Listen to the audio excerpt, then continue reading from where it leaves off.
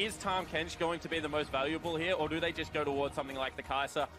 You mentioned something like Braum. Alistar has been very popular though, so Edward going to take the playmaking support there. Yeah, it certainly is, but I think that this does give Zeyzal room to either play threat. A little bit of a misread.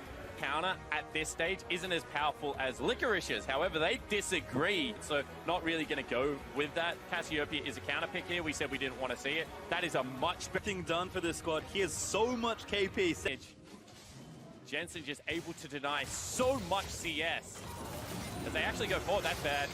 2v2, Edward though, Blabber back in bot lane for the other time. There's the stun into the Alistar, no flash from earlier. Edward is going to go down, and that's Blabber that grabs first blood. Now Logic going to get dove. The stun there landing from concussive blow is going to force Logic to burn away under the turret. But C9 already off to an early start. That mid lane, win game style of League as they go in top lane. Licorice no flash, ulti in for the Nocturne, but Licorice going to try and fight his way out. No chance at all though, and Stayhouse grabs himself a kill. Yeah. Break as well. Edward with a shallow ward will not spot Blabber in the pit, but I think C9 have more than enough pressure regardless. The Blabber will happily solo down the mountain. Even miss mites just for a bit of fun. Going to have to deal with a Maokai on the front line. Devour into Bork is one of the few builds as a jungler that you can go towards that.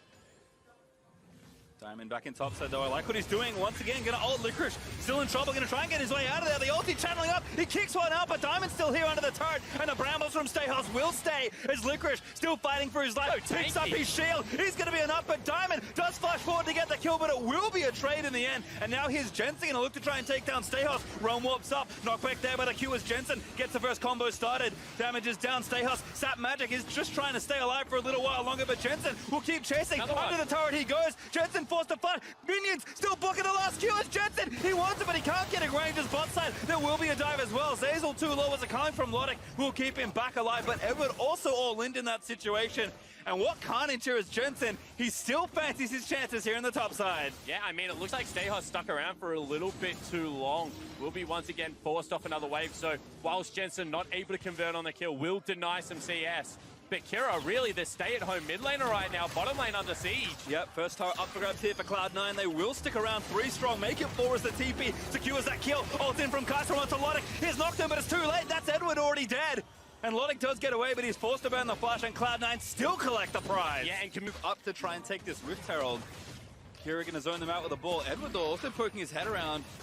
Could be kind of a rough position here for Cloud9, but Gambit is just trying to get to the Herald safely. Still the fight's going to start. Blabber going to get initiated on there. It's a shockwave. Ulti is enough, but Blabber actually dies. He didn't ult in time and make it to as Zeyzal falls as well. Sneaky forced to flash out to safety. That's Gambit with 2 kills plus the Herald. That's a great team fight coming out of Gambit, and they just, as a press R composition they've put together, maybe some fight in the mid lane. Ooh, proactive play looking for Kira. There's Zeyzal with a flash Q. He will miss, but the exhaust will land. Now going to get tied up as Diamond going to try and come in, but under the turret, Blabber picks up an easy one.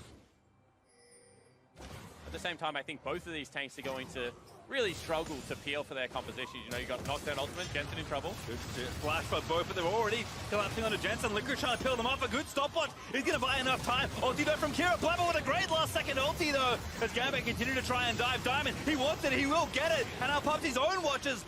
Gambit need to get themselves under that turret, but Diamond, he will be left for dead as Sneaky. Late rejoins the fight. Stayhouse still around for far too long as Sneaky looks to play janitor. Blabber grabs himself the shutdown. Still alive as he's cutting out under the turret as Edward cannot find it. And Sneaky, he will Killer Instinct in. Take down Kira as Logic left. The only one alive from Gambit is Cloud9. Collect the ace, and Sneaky collects the triple. What a team fight out of the Cloud9 lineup. They punish the over-aggression coming from Gambit. We said team fights around that 20-minute mark can be devastating, and they will convert it into a Baron. And it just seems all too easy for Cloud9, who win the first major team fight of the game. 22 minutes in, they'll scoop up the Baron. And they have back a side lane. Probably still can't take down Licorice given the fact that Jensen's ultimate can come in. So they just group Jensen. They say we don't need to go towards the 1-3-1. That is the one avenue back in the game. Instead, let's group up. Let's try and break the base.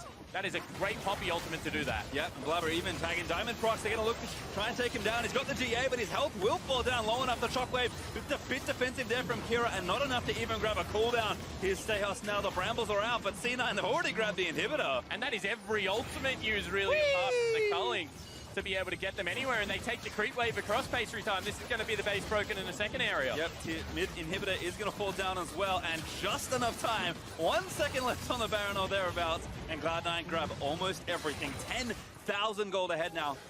and maybe even thinking about the bot side. Oh, hello, Diamond. In onto Blabber, who burns the ulti, and Diamond, you've got no GA left.